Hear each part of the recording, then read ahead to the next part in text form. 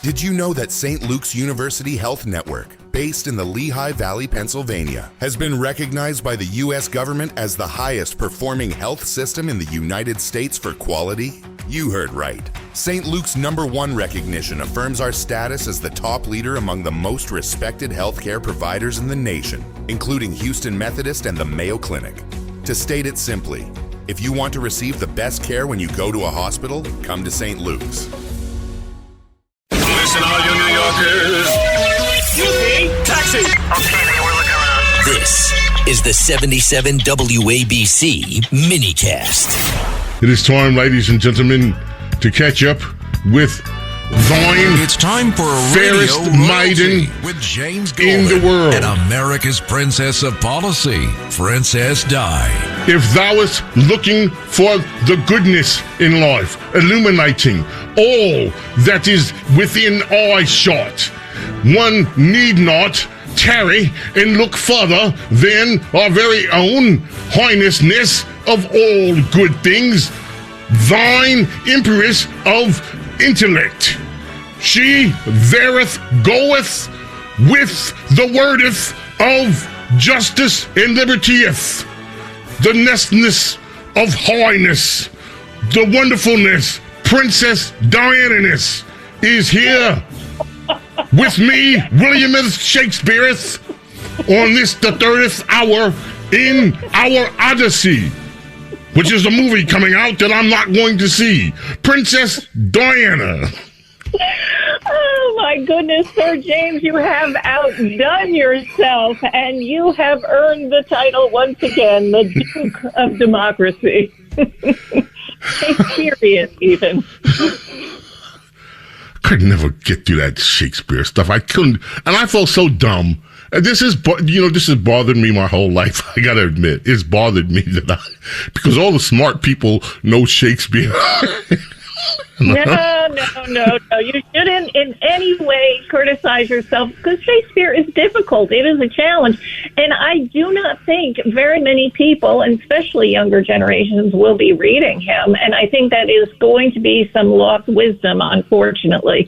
So you are not alone. Shakespeare is very demanding. But as I say, worth it. It's worth the effort and the focus, especially if you're a younger person. And, older people, it is very, very hard if you just want to start with Shakespeare. But when you're younger, absolutely, it is worth it. I was younger and I couldn't get it. Well, it's okay. I was one of the dumb rods. I mean, they're doing all this stuff, and then there was that other one, the Canterbury whatever. And I'm starting, look, I want to be smart. I'm not dumb like they say. Smart. I'm smart, Michael. I'm smart. And I was overlooked. You are very smart. I learn so much from you every day. So do not ever say that. Chaucer is difficult. It really is a different language now. See, I even had it wrong. Wait, how do you pronounce it? Chaucer? Chaucer. What? Chaucer. The Canterbury Tales. When the what is a Chaucer? With the Saurus suit from lots of marches, rooted to the root. I had to memorize that in high school. Wait a minute. Do that again? I am not doing it again. Nor am I doing the Shakespearean things that I learned around the house from my dad, which, it is such a great memory. He used to do soliloquies from The Merchant of Venice and from Hamlet. And, we as children thought it was very weird, my sister and I. But, he had done that for a while before he got married in New York City. He had been a Shakespearean actor, and he, was going to make a career of it.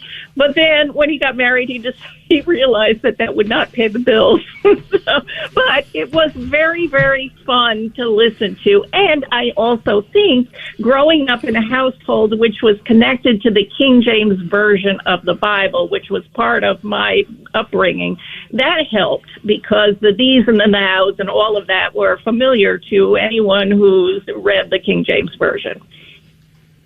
Wow. Man, I tell you what, it's and then I learned that one of my favorite movies is based on Shakespeare. Yes. Which is, yes, And Pygmalion, My Fair Lady. A lot of really wonderful classic movies are based on original Shakespearean dramas. So wait a minute. I missed the Pygmalion thing. Who's that? My Fair Lady, you've heard of. Of course. I think I saw My Fair Lady. Okay, well, that is based on the Shakespearean play Pygmalion. So there you go. I didn't know that. Well, that's okay. There's a lot of brilliant classic movie stories that are based on the original Shakespearean story. So you haven't missed anything at all if you have paid attention to those classic movies. You get the gist. Ron was amazing. And then Kurosawa did Dreams, which is also amazing. Dreams was harder for me to understand. I had to watch it a few times.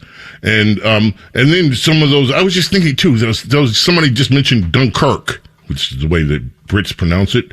And I saw Dunkirk and I loved it.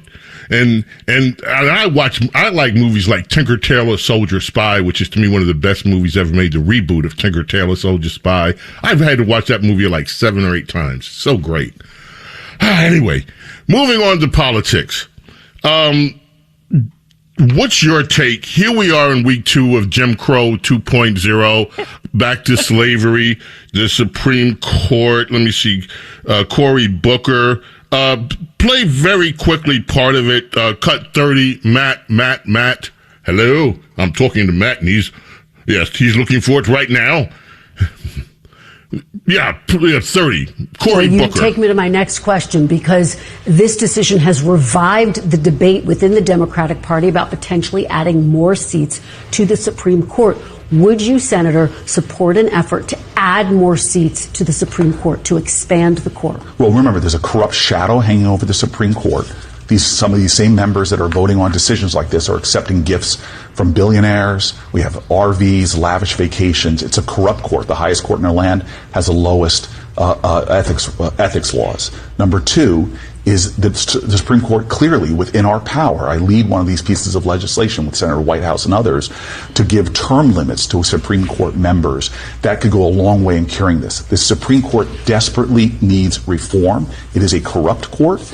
And in my opinion, it is a court that needs reform, and I will continue to lead. Okay, enough of him.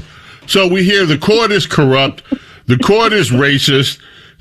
Somebody went out in an RV, and my God, we can't have that. Good Lord, we can't have Supreme Court justices going out in RVs. And did you hear, by the way, Kash Patel went snorkeling, and that's a new crisis too. You know, James, yesterday's show that you had me just guffawing when you were going through all of the bad ideas that Kamala Harris wanted to have. It was hilarious because she's opening up the discussion to bad ideas. And boy, this is one of the worst. And I hope they try it because it's so obvious to everyone, normal people, not the, super partisans, that changing the rules of the game when you lose is really a sign of a terrible political weakness. And so I hope they do this. This is not going to pass muster with the American public of, getting rid of the Electoral College, changing how we do the Supreme Court and all of the things they want to add. This is, I hope they try it because they're going to get spanked even more electorally than they will be now. Good Lord. I got to ask you about this. We got to take a quick break.